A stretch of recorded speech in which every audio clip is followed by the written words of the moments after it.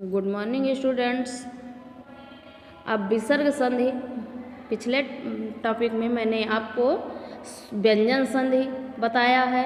अब next topic में मैं आपको जो है विसर्ग संधि बता रही हूँ। विसर्ग के साथ स्वर या व्यंजन के मेल से विसर्ग में होने वाला परिवर्तन विसर्ग संधि कहलाता है।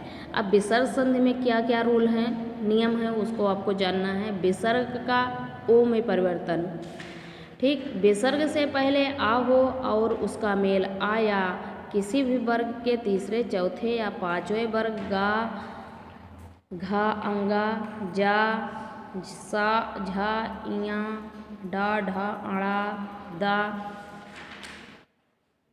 वा, ना, बा, भा, मा, या, रा, ला, वा, सा, खा से हो तो विसर्ग का ओ हो जाता है। जैसे मनः धन हर, मनोहर। वाक, वया धन वृद्ध, वयो वृद्ध। तपा धन बल, तपोबल। मना धन योग, मनोयोग। अधा धन गति, अधोगति।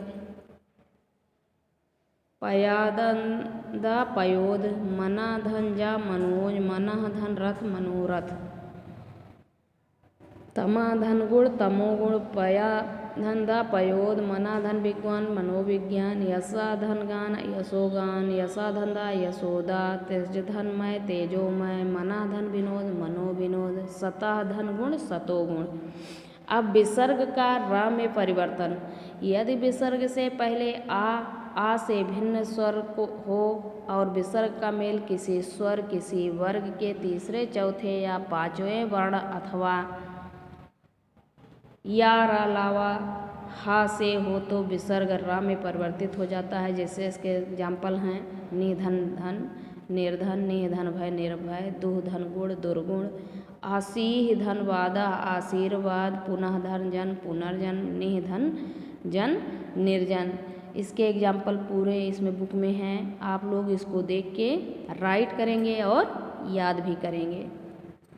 अब विसर्ग का सा में परिवर्तन। यदि विसर्ग से पहले स्वर हो और विसर्ग का मेल चा, छा, सा से हो तो विसर्ग सा में परिवर्तित हो जाता है। जैसे निधन चिंत, निश्चिंत। निधन छल, निश्चल। दुधन शासन, दुशासन।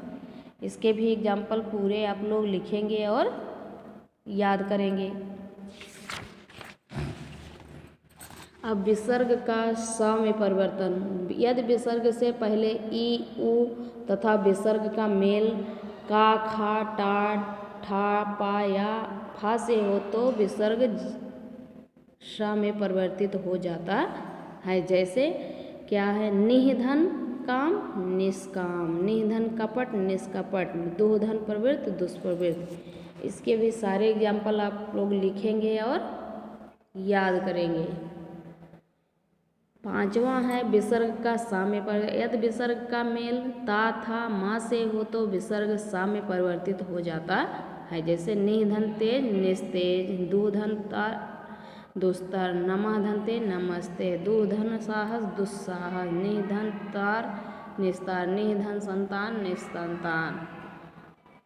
विसर्ग का लोप होना। यदि विसर्ग का मेल रा से हो तो विसर्ग लुप्त हो जाता है और विसर्ग का पहला स्वर दीर्घ हो जाता है। जैसे निधन रस, नीरस। निधन रज, नीरज। विसर्ग का परिवर्तन न होना। यदि विसर्ग के पूर्व आ हो तथा बाद में का या पा हो तो विसर्ग का रूप परिवर्तन नहीं होता है। जैसे अधा धन पतन, अधा पतन।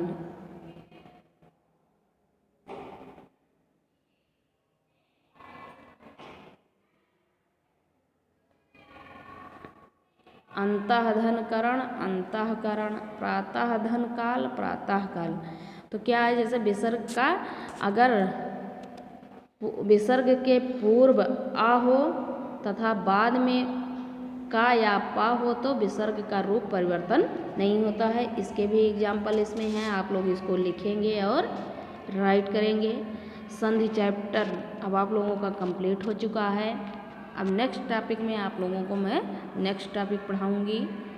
ठीक, इतना आप लोग वीडियो देख के लिखिए और याद करिए। विसर्ग संधि के सारे एग्जाम्पल और नियम मैंने बता दिए हैं, आप लोग इसको लिखेंगे और याद करेंगे।